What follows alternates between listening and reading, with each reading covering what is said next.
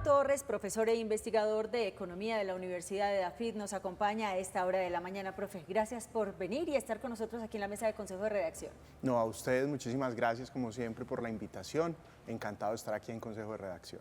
Mire, la esperanza de vida crece, pero el tema que vamos a tocar hoy es los nacimientos han disminuido considerablemente. Si tenemos un registro y una referencia frente a lo que sucedió en el año 2023 al 2024, tenemos 70.000, un poco más, de nacimientos menos. ¿A qué obedece y esto ya se puede considerar como un fenómeno?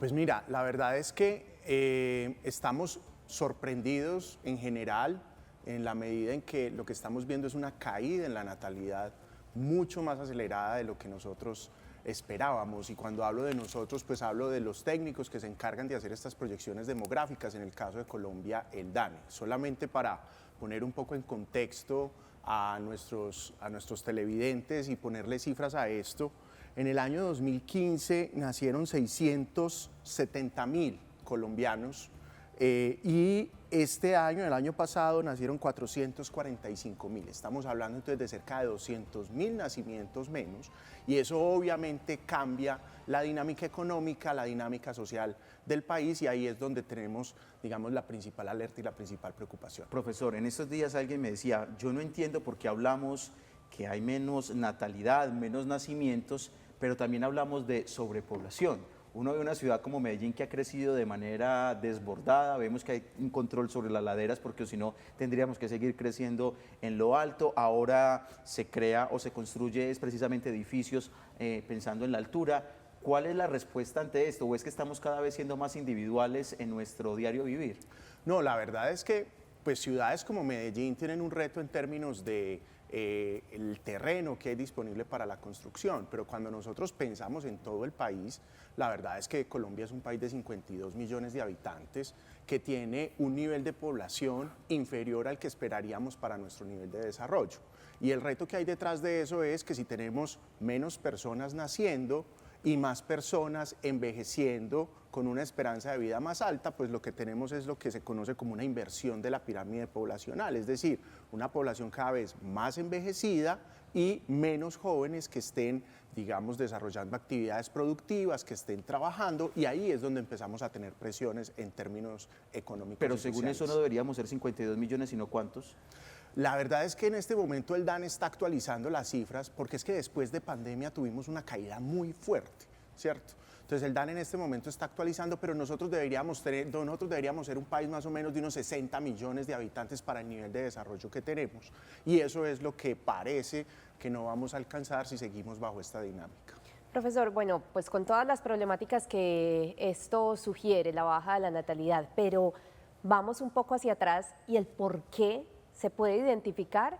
Hay cambio de prioridades de los jóvenes, hay problemas económicos que hacen que ya las familias no se apuesten por tener hijos, o la falta de tiempo, porque es que venimos de generaciones que tenían 12, 14, 15 hijos y hoy estamos viendo familias donde máximo, cuando tienen muchos, tienen 3. Sí, no, ya tienen un demasiado. hijo o tienen un perro. Muchos, por eso hablando de muchos.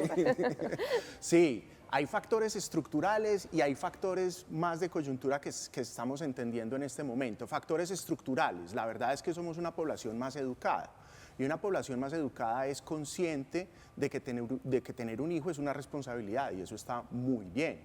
Antes teníamos 12, 14 hijos, las mujeres estaban básicamente dedicadas al cuidado del hogar. Ahora tenemos mujeres profesionales que quieren ejercer su oficio, que quieren ejercer su profesión, y eso es muy válido. Entonces, una primera explicación es, tenemos poblaciones más educadas que son más conscientes de que tener un hijo es una responsabilidad y no simplemente un resultado de lo que va pasando en el día a día. Lo segundo que está ocurriendo es que tener hijos es costoso, y en la medida en que somos conscientes de que queremos tener menos hijos y queremos que esos hijos tengan una mejor educación, que tengan una mejor formación, que tengan más oportunidades, pues entonces también sabemos que tener un hijo se vuelve más costoso y vamos cambiando entonces nuestras decisiones. Y de manera más coyuntural se han estado viendo dos fenómenos que son relativamente preocupantes. El primero de ellos es que la gran caída que estamos viendo está asociada a pospandemia. O sea, antes del COVID teníamos más o menos 620.000, no habíamos bajado de los 600.000 nacimientos por año. Después del COVID la caída ha sido muy fuerte. El COVID nos cambió un poco el chip en términos de lo que deberíamos pensar del planeta, que el planeta puede tener un problema de sobrepoblación, que más personas que están llegando al planeta pueden estar generando más explotación de recursos, entonces las personas están empezando a decir, no, seamos más conscientes en términos de población. Y finalmente, una visión un poco pesimista de lo que viene a futuro. Cuando pensamos en el cambio climático y cuando pensamos en todas estas cosas, pues las nuevas generaciones están diciendo, ¿para qué traer hijos al mundo? Clau, el profe tiene razón cuando decía algo ahorita, es que vale porque antes eran unas familias de 10 hijos se sumaban y se y el restaban. estrés del primero le duraba hasta el último. El último le tocaban ya los zapatos rotos prácticamente. Ahora se piensa siempre en la mejor educación, que tenga psicólogo, que tenga clase de música, de fútbol, una cantidad de cosas que obviamente elevan el costo. Profe, mire, mencionamos de manera muy rápida estos efectos a nivel de pensión, de salud, de educación, social, económica, pero ¿en qué periodo de tiempo se va a ver reflejado? Por ejemplo, ¿quién va a cuidar a estas nuevas generaciones? Ya son como cuáles son los efectos económicos que pueden venir de aquí en adelante. El primero de ellos es que tenemos menos jóvenes, tenemos menos niños y entonces lo que estamos viendo es que todo el sistema de educación está empezando a sentir cambios. La noticia el año pasado, por ejemplo, era que una gran cantidad de colegios privados se estaban cerrando y una de las explicaciones es porque hay menos niños que están asistiendo al colegio. También hay una presión en términos de la educación superior.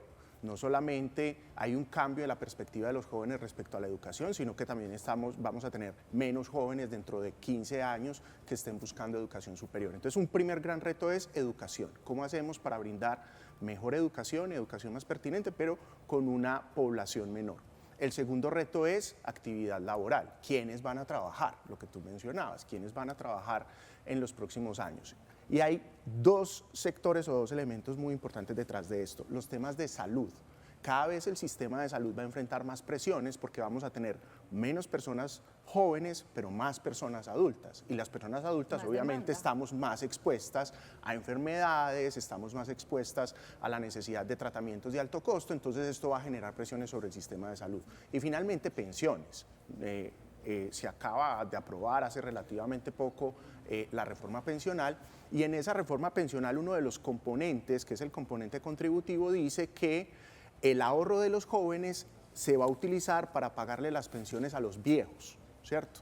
Pero en la medida en que cada vez tengamos menos jóvenes y más viejos, vamos a tener un sistema pensional que se va a volver insostenible si lo dejamos como lo tenemos actualmente. ¿Qué tiene que pasar? Pues tenemos o que ampliar el periodo de cotización o tenemos que tener una sociedad muchísimo más productiva que sea capaz de generar más riqueza pero con menos personas trabajando.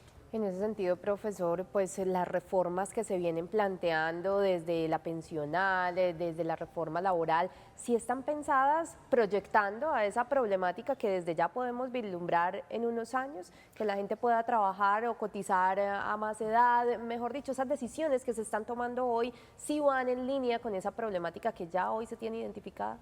La verdad, no. Si nosotros miramos la reforma pensional, es una reforma que nos llevó a todos prácticamente al sistema que se llama régimen de prima media, que como les mencionaba hace un momento es un régimen donde el ahorro de los jóvenes hoy paga la pensión de los viejos hoy.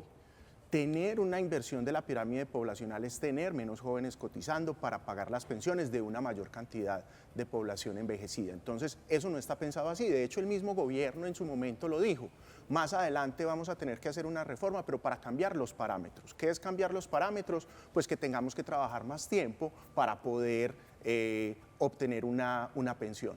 Y en términos de la reforma laboral, que en este momento está básicamente hundida ya, es una reforma que está pensada para los modos de trabajo y para la visión del mundo de los 50, donde las amas de casa donde las mujeres estaban como amas de casa y donde los hombres iban a trabajar de 8 a 5 de la tarde. El mundo ha cambiado completamente, las dinámicas laborales han cambiado mucho, la perspectiva de los jóvenes respecto a lo que es el empleo y lo que es el trabajo ha cambiado demasiado. El rol de la mujer tan importante en el mercado laboral ha cambiado, pero estamos pensando en reglamentar el mundo del trabajo hoy con las ideas de lo que era el mundo del trabajo hace 50 años. Profesor, si seguimos con las tasas de natalidad que tenemos en este momento, ¿en qué momento, a cuántos años se van a encender las alarmas? Pues esa es una buena pregunta, Sebastián. En este momento, 2024 tuvimos 450.000 nacimientos en números muy gruesos y 240.000 defunciones. Todavía tenemos más nacimientos que defunciones, pero si seguimos bajo esta lógica, vamos a llegar en un periodo no muy largo de tiempo, podríamos estar hablando más o menos en 10 años, donde vamos a tener más defunciones que nacimientos y en lugar de seguir creciendo nuestra población, vamos a empezar a tener una disminución de la población. En ese momento, digamos, ya esto es un tema crítico, pero en ese momento sí que es cierto que nos vamos a enfrentar a una realidad completamente distinta a la que hemos vivido convencionalmente. Profe, ¿qué tanto inciden los divorcios en este cambio de chip materno-parental? Yo creo que la concepción de familia ha cambiado muchísimo y eso ha hecho que también el hogar y la decisión de tener hijos cambie. Lo mencionábamos ahora en términos de broma, pero es cierto, o sea, las parejas actualmente prefieren tener mascotas a tener hijos y es por una visión del mundo. Yo quiero tener la libertad de poder viajar, yo quiero tener los ingresos para poder educarme mejor y yo sé que si tengo un hijo no va a poder hacer eso. Tanto hombre como mujer quieren participar en el mercado laboral, quieren desarrollarse profesionalmente. Entonces, la carga del cuidado sobre quién recae. ¿A quién debemos dejarle nuestros hijos? Hay iniciativas en Bogotá, en Medellín, en Antioquia, por ejemplo, de crear ciudadelas del cuidado, donde podamos tener los hijos, donde los podamos dejar en algún lugar para que tanto papá y mamá puedan ir a trabajar. Los temas del divorcio, esa resiliencia que considerábamos benigna antes es que uno se casa y se casa para toda la vida independiente de lo que esté pasando en el hogar, eso ya ha cambiado también y la decisión de divorciarse es distinta si yo tengo un hijo o no lo tengo. Entonces toda esa nueva visión de lo que es la familia, esa nueva visión de lo que es el hogar, obviamente influye al momento de decidir tener o no hijos. Un verdadero reto el que tenemos como sociedad. Alejandro Torres, profesor investigador de la Universidad de AFIT, gracias por estar con nosotros, ayudarnos a entender un tema que a veces parece pasar de largo, pero que tiene una gran trascendencia. Así es. Muchísimas gracias por la invitación. Gracias.